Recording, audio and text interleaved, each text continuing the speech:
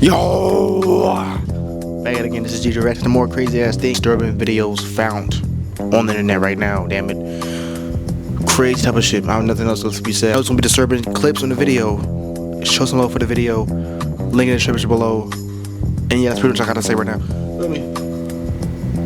On September 23rd, 2021, at approximately 2 a.m., when most of the city was asleep, a disturbing incident occurred in Concourse Village, Bronx, New York City. A quite peaceful night in the neighborhood. A 50-year-old woman was walking home from work when she noticed two men outside the building who appeared suspicious and made her uncomfortable because one of those men decided to follow her inside. Now, this man was Orisha Lucky, 41 years old, and what the woman didn't know at the time was that this wasn't just some random guy on the street. This was someone with 37 prior arrests for crimes like burglary, robbery, and assault. This man followed the woman into the building and slowly stalked her from the elevator where this happened. A complete villain, damn it. Walking around. Oh shit, damn. Open up the door. Guardian angels are very disturbing. That was some movie type of shit. You know when a person is running at the door and then like they're hoping the door opens and then the door opens the nick of time and then they locked it? That was in real life timing. It's a whole villain out here was about to, I don't know what he would do to her, you know what I'm saying, kidnap her, kill her, or even worse type of things. But yeah, that's some crazy shit, you know what I'm saying? That's how you know angels are real. Angels, divine intervention, and awareness. Crazy type of stuff I ain't gonna front. That's craziness. Let's see what happened next. You know what I mean?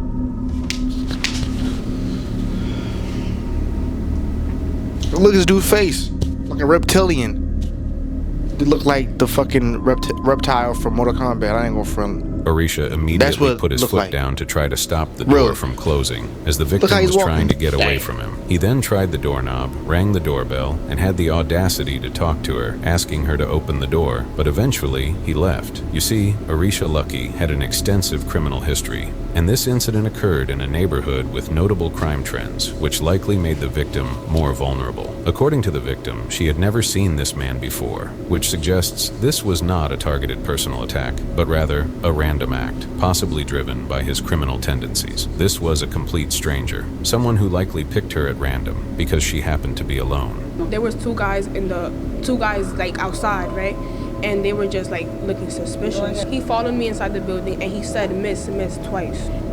Dang. Craziness. Open up the door, bro. I came inside and then right away I just screamed, somebody's following me. Like he was literally 1 second from coming inside.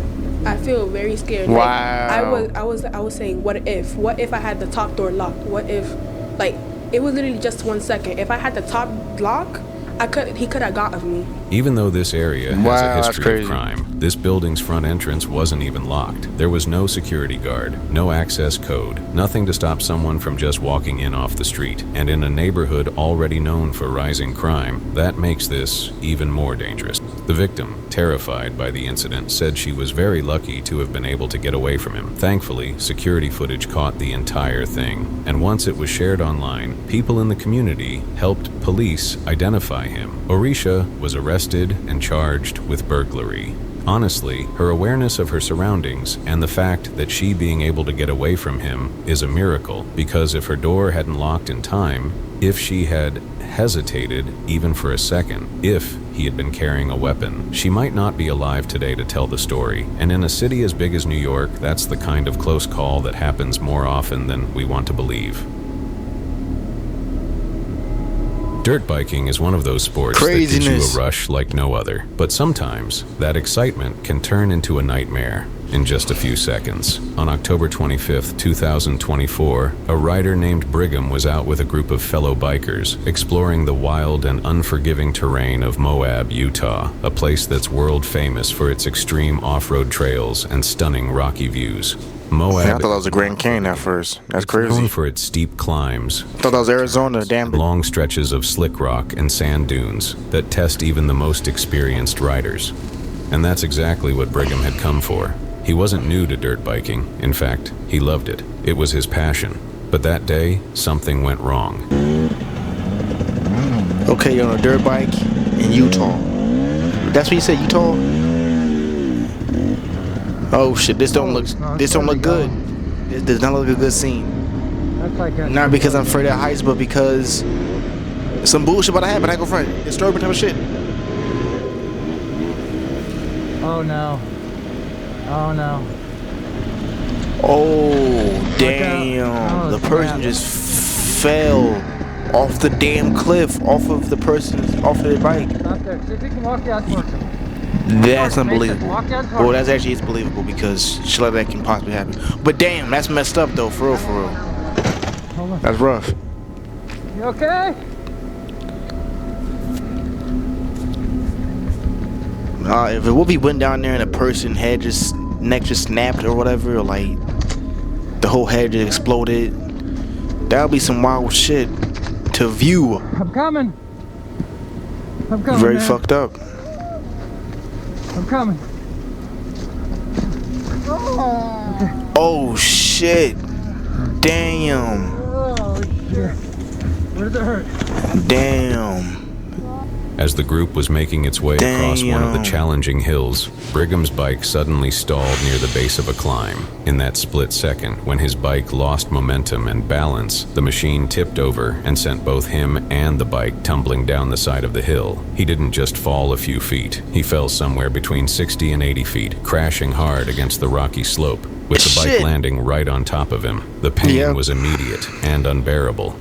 He started screaming for help, his body crushed under the weight of the bike. He was in so much pain he could barely breathe. When help arrived, they found his pelvis shattered, his right arm broken, and internal bleeding coming from his kidneys and liver. It was clear this wasn't just a fall, this was life-threatening. A medical team rushed him by air ambulance to the nearest major hospital in Grand Junction, Colorado, where surgeons began the first of what would become many attempts to save his life. But the nightmare didn't end there. During his first surgery, which was meant to repair his broken pelvis and damaged arm, doctors made a terrifying discovery: blood clots in his lungs, a serious and possibly deadly complication. As if that wasn't enough, they also found an abscess in his abdomen that required emergency bowel surgery, which meant they had to delay the rest of his treatment. It was a brutal chain of events, one problem leading to another and another, as Brigham fought not just for his recovery, but for his life. But somehow, through the pain, the surgeries, and the hospital days that seemed endless, he made it.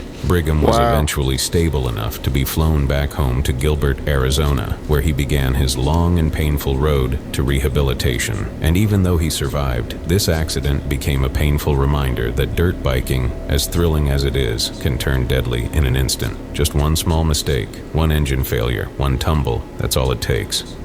Yeah, that's a reminder that I'm not gonna fuck with those dirt bikes. I ain't gonna front. Just imagine, like, you falling from that far and the motorcycle is crushing the side of your whole body. Like, if nobody was there, yo, that person would have passed away right there. I ain't gonna front. If he was doing that like solo dolo trip by himself out there, just, you know what I'm saying, exploring, went on dirt bikes and shit, like how everybody, you know, usually do, it would have been rough, you know what I'm saying? But yeah, I ain't mess with those dirt bikes. I mean, at least not on those rocky roads like that. Those rocky mountain tops.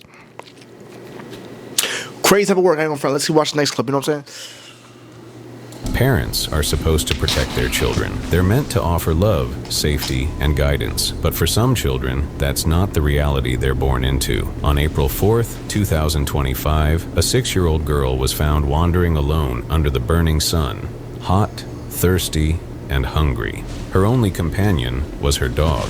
A woman spotted the child walking aimlessly through her front yard. She immediately called the police. When officers arrived on the scene, they found the girl exhausted and dehydrated. So did they tell you they would be back? So you don't know? So how long have you been here? Just for a minute, I just came. I thought that you said that you've been here since morning. I woke up and I just came. Okay, from where though? From a city. Cool. These should fit you perfect. To protect Brand new. Okay, girl. Really odd. Very odd. Here, I'll hold her while you talk to her, okay? Where are those wipes I got? Here we go. So what about school? Are you in school? You're not in school? You're gonna be homeschooled? So you've never been to school before? And how old are you? You're 6. They walked you to the park? Both mommy and daddy? And did they tell you they were gonna be back? No? Okay.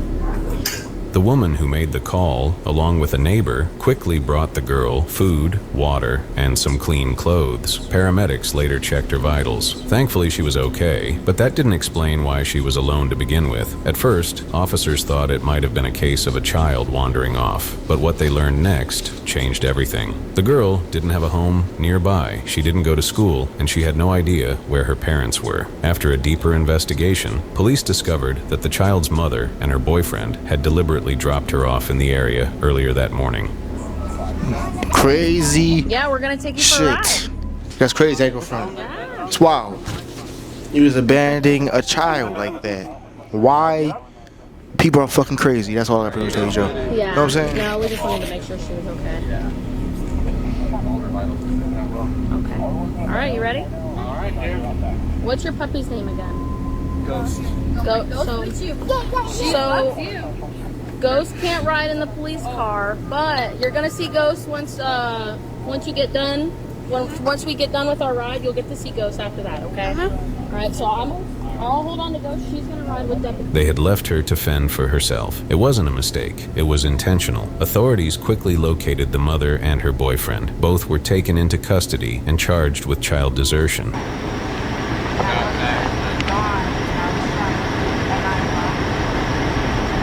It somehow makes sense today. This is the kid on the side where the dog out there. We're homeless and we live in the forest. What does that have to do with leaving a kid on the side of the fucking road? She got out of where she was at, but where we were staying Chain the kid at. up like a dog to you? No, I didn't. I have no clue. I was trying to go get water. No, that's not what I'm trying to. I was trying to go get water and food. We have just been going through a rough time. You stand over here. Let me talk to you. Yeah.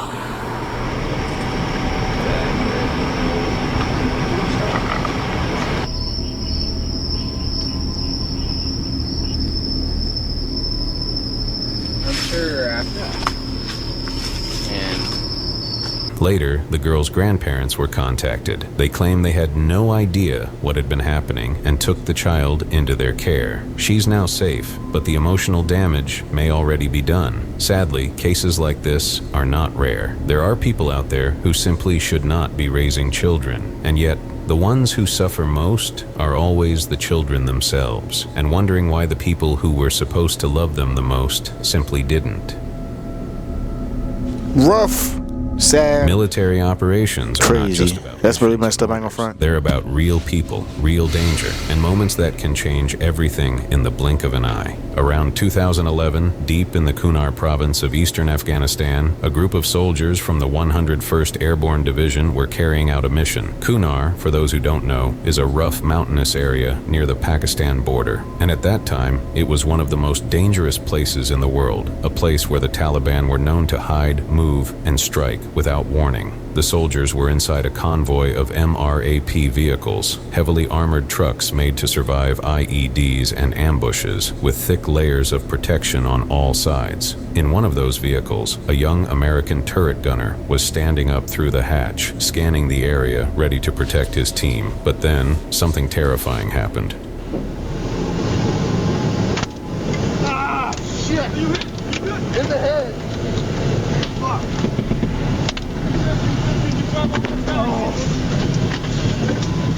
Hey, keep going! Sit up. Where at, bro? Get up, let go! Get up, let go! And he got shot in the head. Stay man. Sit up. Your helmet save you, man.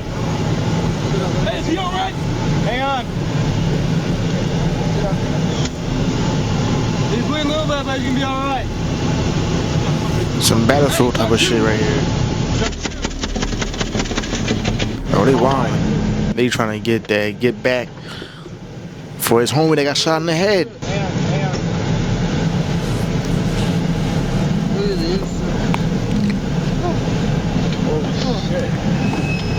In the middle of the mission, while the team was actively engaging enemy forces, a sniper round was fired from somewhere in the distance. It traveled across the air at high speed and struck the gunner directly in the helmet. For a few seconds, everything went quiet. The shot didn't just glance off, it actually pierced the Kevlar helmet. And for anyone who understands military gear, that's extremely serious. Kevlar helmets are meant to stop smaller bullets, shrapnel, and blasts. But this wasn't just a random shot, it was likely a high-velocity sniper round, probably from a Dragunov SVD, a rifle commonly used by Taliban fighters. The gunner, hit and shaken, immediately dropped back inside the MRAP. His teammate rushed to check on him, helping him take off his helmet and look at the damage. Inside the helmet, you could clearly see the hole left behind by the round. Somehow, despite the bullet punching through, he was still alive. He was dizzy, confused, probably in shock, but he was talking. He had a concussion, but no life-threatening injuries. It was a miracle.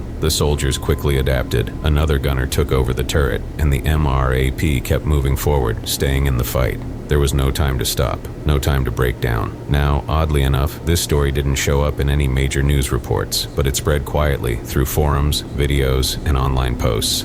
One Reddit user, who goes by the name Turkish Rambo 30, claimed that he actually went to high school with the gunner who got hit. He said the guy ended up with just a concussion, and he was fine. No medals, no headlines, just another close call in a war zone full of them. It's stories like these that remind you how close soldiers come to death, and how sometimes a few inches of material or just pure luck can be the difference between life and something far worse. That helmet saved his life. Incredible type of shit. Blessings, once again, divine intervention. That was a crazy video. That was a disturbing video, and that was a video that, you know what I'm saying, people should see for awareness. I ain't gonna front. People out there, you know what I'm saying, show some love on the reaction. Peace and hope the best for y'all. Hope y'all win.